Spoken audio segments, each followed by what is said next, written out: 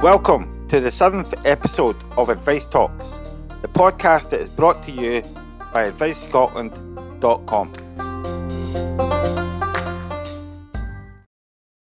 In this podcast, what we're going to be discussing is a decision by the UK government to stop people from using post office cash card accounts to receive benefit payments from the Departments of Works and Pensions and HMRC.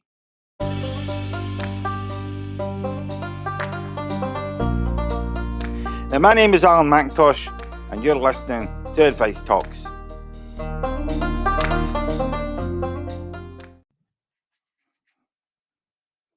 Now, the UK government has made the decision that from November this year, everyone who is currently receiving a benefit payment from the DWP or HMRC in a post office cash card account will have to provide alternative bank account details if they want to continue receiving payments into their account.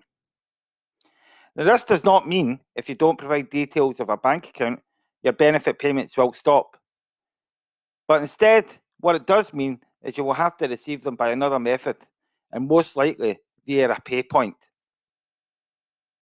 Now, for most people, this won't be a problem, as one of the UK government's justification for ending all future payments into post office cash card accounts is it is believed so many account holders already have other bank accounts that they can switch their payments over to. However, for a significant number of benefit recipients, this won't be the case. They won't have other bank accounts, and instead, they will have to open up new bank accounts. Now, in addition to this, anyone who wants to claim benefits from the 11th of May this year won't be able to receive their payments into a post office cash card account unless they've already been received them before. So they will need to open an alternative account before they make an application. Now, the first thing people need to know is everyone is allowed to have a basic bank account, even if they've never previously had one. And this is the case even if you've had a bad credit rating or have previously or currently are bankrupt. Now, in the UK, there is actual legislation known as the Payment Account Regulations 2015, and these basically entitle most of us to open a basic bank account, providing we don't already have an account with another bank.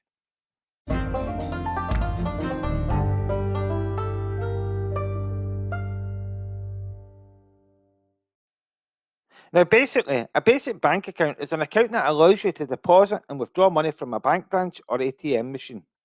It should also be free and should allow you to online banking facilities.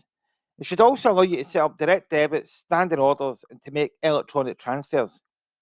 It should not allow you to run up an overdraft. And there is a list of UK banks who, under the payment account regulations, must provide you with a basic account if you don't already have one.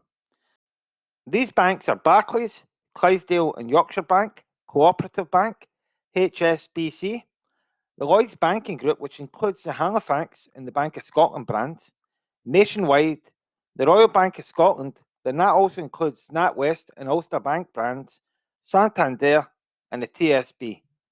Now, banks can refuse to give you a basic bank account, but only on limited grounds. These are that it would be contrary to the Fraud Act, the Money Laundering Act, contrary to Section 40D of the Immigration Act 2014, or where the bank itself has been limited by the Financial Services Authority from taking on new customers. Other grounds may be that you already have a basic account or another account with another bank.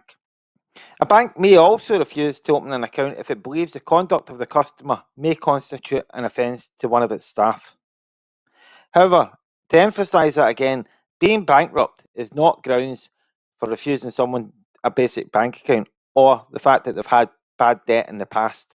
Now, where a bank refuses to allow you to open a basic bank account, you should ask them for a reason in writing, as you will be able to submit a complaint and even escalate that complaint to the Financial Ombudsman Service if they don't resolve your complaint satisfactorily.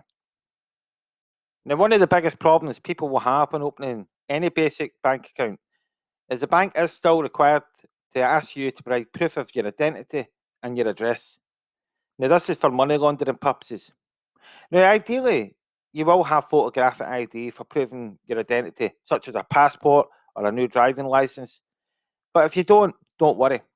Normally, banks will accept letters from the Departments of Works and Pensions and HMRC also as proof of identity. However, where you do use one of these types of evidence to prove your identity, you won't be able to use them also to prove your address. You will therefore need another piece of evidence, such as a council tax letter or another letter from an official government department to prove your address.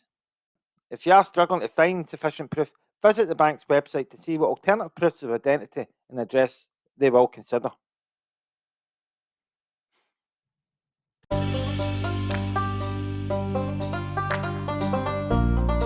Now, you have been listening to the Advice Talks podcast that is brought to you by AdviceScotland.com. If you like the podcast, please follow it, please share it, and I look forward to you joining me next time.